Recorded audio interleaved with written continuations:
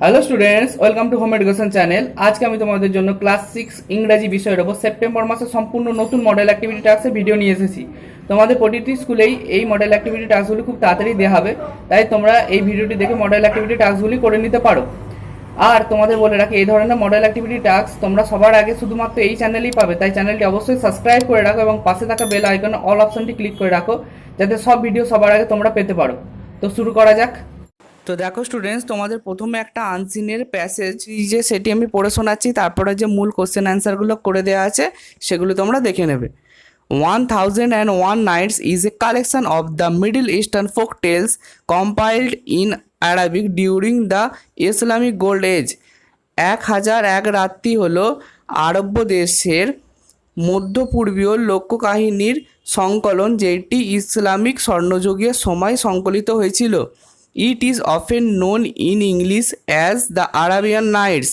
এইটি আরব্য রজনী নামেও পরিচিত ইংরাজিতে। The work was collected over many centuries by various authors, translators and scholars. এই কাজটি অনেক শতক ধরে হয়েছিল অনেক লেখক, অনুবাদকারী এবং অনেক জ্ঞানীগুণী ব্যক্তির দ্বারা across West, central and south Asia and north Africa. কোথাকার লোক করেছিল দেখো, পশ্চিম, মধ্য এবং দক্ষিণ এশিয়া এবং উত্তর আফ্রিকার লোকজনেরা। The bulk of the text is in pros. এর মূল অংশটি গল্পাকারে সংকলিত। Although verse is occasionally used for songs and riddles and to express serious emotion. যদিও কাব্যের অংশটি প্রায় গানের আকারে, ধাঁধার আকারে এবং গুরুত্বপূর্ণ ইমোশনের জন্য ব্যবহার করা হয়েছে। Some of the stories commonly associated with the Arabian Nights. কিছু গল্প যেটি প্রায় আরব রজনীতে দেখা যায়, ইন পার্টিকুলার সেগুলির মধ্যে Aladdin's wonderful lamp, Ali Baba and the 40 thieves and the 7 voyages of Sinbad the sailor were not part of the Arabian Nights in its original Arabic version. অর্থাৎ আলাদিনের আশ্চর্য প্রদীপ, আলিবাবা 40 চোর এবং the 7 voyages of Sinbad the sailor এইগুলো মূল আরব্য রজনীর অংশ নয়। আর added to the collection by Antonio Galland and other European translator. এই গল্পগুলো পরে সংকলিত হয়েছিল অ্যান্টোনিও গ্যাল্যান্ড এবং অন্যান্য ইউরোপের অনুবাদকারীর দ্বারা। এবারে এর কি কোশ্চেনগুলো দিয়েছে দেখা নেওয়া যাক। Complete the following sentence with information from the text. নিচে সেন্টেন্সগুলো ফিল আপ করো টেক্সট থেকে নিয়ে। দেখো এর এক একটা কী বলেছে। The Arabian Nights is a collection of dash. আরব্য রজনী কালেকশন কিসের? অ্যান্সারটা হবে the Middle Eastern folk tales. এরপর দুয়েরটা কী বলেছে? In the text the verse is used for dash. টেক্সটেতে ভার্সটা কী হিসাবে ব্যবহার করা হয়েছে? অ্যান্সার হচ্ছে songs and riddles and to express serious emotion. এবার তিনেরটা কী বলেছে দেখো। One of the famous translators of the Arabian Nights is. অ্যান্সারটা হচ্ছে অ্যান্টোনিও গ্যাল্যান্ড। ঠিক আছে, এরপর বিয়ের কোশ্চেন অ্যান্সার দিয়েছে, সেগুলো কি দিয়েছে দেখে নেওয়া যাক। একের কোশ্চেনটা দিয়েছে when was the Arabian Nights compose. অর্থাৎ কোন সময়ে আরব্য রজনী রচিত করা হয়েছিল বা সংকলিত করা হয়েছিল। অ্যান্সারটা কি লিখেছি দেখে নেওয়া যাক। অ্যান্সারটা হলো the Arabian Nights was compose during Islamic gold age. তাহলে আরব্য রজনী ইসলামীয় স্বর্ণযুগের সময় সংকলিত হয়েছিল। এবার দুয়েরটা কি দিয়েছে দেখে নেওয়া যাক। In which language was it originally written. আসল কোন ভাষায় এটা লেখা হয়েছিল। অ্যান্সারটা কি লিখেছি দেখে নেওয়া যাক। It was originally written in Arabic language. এটা আসল আরব্য ভাষায় লেখা হয়েছিল। এরপর তিনের কোশ্চেনটা কি দিয়েছে দেখা যাক। How did the English translation of the Arabian Nights differ from the original version. কীভাবে ইংরাজির যে অনুবাদ আরাবিয়ান নাইটস বা আরব্য রজনীটা অরিজিনাল ভার্সান থেকে আলাদা ছিল। অ্যান্সারটা কি লিখেছি দেখে নেওয়া যাক। দেখো তিনের উত্তরটা। Some stories like Aladdin's wonderful lamp, Ali Baba and the 40 thieves and the 7 voyages of Sinbad the sailor. অর্থাৎ এই আলাদিন ও ওয়ান্ডারফুল ল্যাম্প, আলিবাবা এবং 40 চোর, 7 voyages of Sinbad the sailor were commonly added in translation version, যেটি পরে অনুবাদ ভার্সনে যোগ করা হয়েছিল, which were not part of original version, যেটা ছিল মূল অংশের অন্তর্ভুক্ত নয়। This is how the English translation of the Arabian night was differ from the original version. এইভাবে ইংরাজি অনুবাদটি মূল আরব্য রজনী থেকে আলাদা ছিল। এরপরের অ্যাক্টিভিটি কি দিয়েছে দেখে নেওয়া যাক। অ্যাক্টিভিটি 2 এ কি দিয়েছে দেখো, identify the assertive, imperative, optative, exclamatory and interrogative sentence.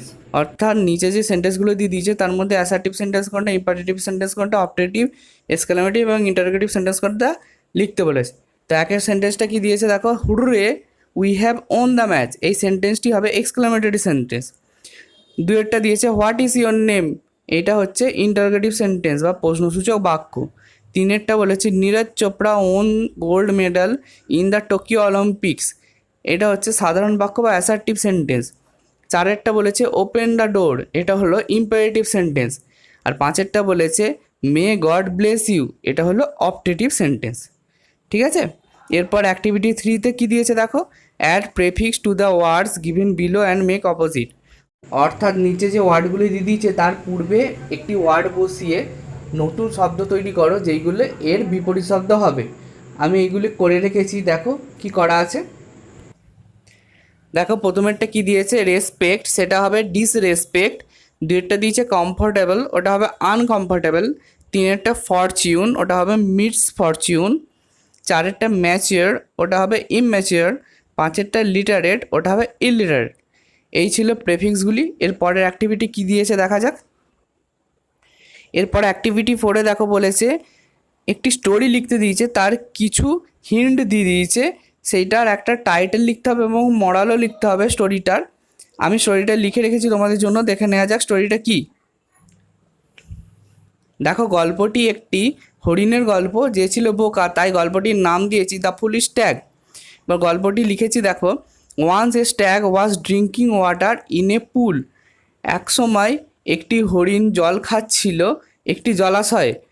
He saw his own reflection in the water, সে তার নিজের প্রতিচ্ছবি দেখেছিল জলেতে। সিং হিজ হর্নস, তার সিংগুলো দেখে হি ফেল্ট প্রাউড, সে খুব গর্বিত অনুভব করছিল। But when he saw the reflection of his legs, কিন্তু সে যখন তার পায়ের প্রতিচ্ছবি দেখল, হি ফেল্ট অ্যাসেমড, সে লজ্জিত অনুভব করলো। Suddenly he saw a pack of owls running towards হিম, হঠাৎ করে সে দেখতে পেল একদল নেকড়ে তার দিকে দৌড়ে আসছে।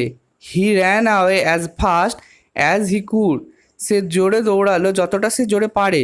His thin legs helped him to escape, তার সরু পাগুলো তাকে সাহায্য করলো পালানোর। But his horns were caught fast in a bush, কিন্তু তার শিংগুলি একটা ঝোপঝাড়ে আটকে গেল। ডেসপাইট হিজ বেস্ট এফার্টস, তার প্রচণ্ড প্রচেষ্টা সত্ত্বেও he could not free himself, সে নিজেকে মুক্ত করতে পারল না। Before long the wolves caught hold of him, তারপরে খুব শীঘ্রই নেকড়েগুলো তাকে এসে ধরে ফেললো। Now he felt that his ugly legs were of great help to him, এখন সে অনুভব করলো তার কুৎসিত পাগুলোই তাকে এতক্ষণ ধরে সাহায্য করছিল। But his beautiful horns were the cause of his death, কিন্তু তার সুন্দর শিংগুলোই তাকে মৃত্যুর কারণ এনে ডেকে দিল। মরালটা কি লিখেছি দেখো, all that glitters is not গোল্ডস, অর্থাৎ চকচক করলে সে সোনা হয় না। তো আজকের মতো এ পর্যন্তই। তোমাদের যদি কোনো অসুবিধে থাকে তাহলে কমেন্ট বক্সে অবশ্যই জানিও, আমি সলভ করার চেষ্টা করব। আর এই ভিডিওটি তোমরা প্রচুর বন্ধুদের সাথে শেয়ার করো, যাতে তারাও এই মডেল অ্যাক্টিভিটি দেখে করে নিতে পারে। আর এই ভিডিওটি ভালো লেগে থাকলে অবশ্যই লাইক করতে ভুলো না কিন্তু। Thank you.